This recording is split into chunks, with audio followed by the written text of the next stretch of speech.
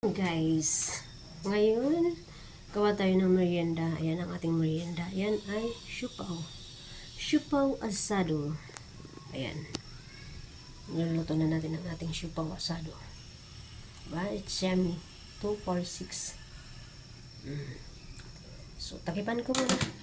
Antayin mo natin yan. Asado siupaw. Napakasarap yan. Diba? Nating asado siupaw. Lutuin natin ang ating asado siupaw asado.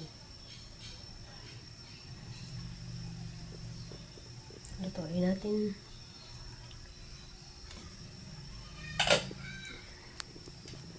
Nandito ako, naglaba ako. Tapos na ako maglaba. Kaya ngayon, nag-ano ako ng merienda. Tapos, dahil hindi naman ako mahilig mag soft drinks. So maybe, coffee. Partneran ko ng coffee. Diba? Asado siupaw with coffee. Yan. Asado siupaw with coffee. Kuha ko ng pang ano.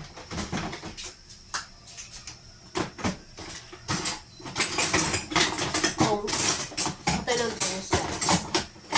May dala yung toast. Wait lang.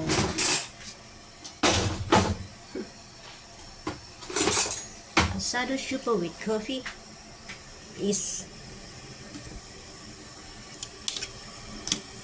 nagsisiksikan kayo dyan. Dito. Meron pang space.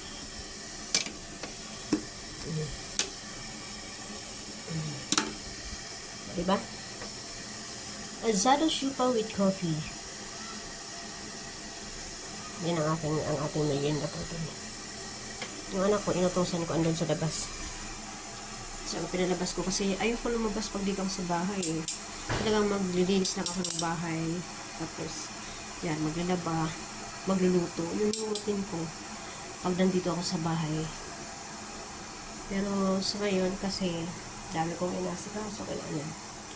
So, magluluto naman ako. Pagkatapos ito, magluluto naman ako ng sinigang.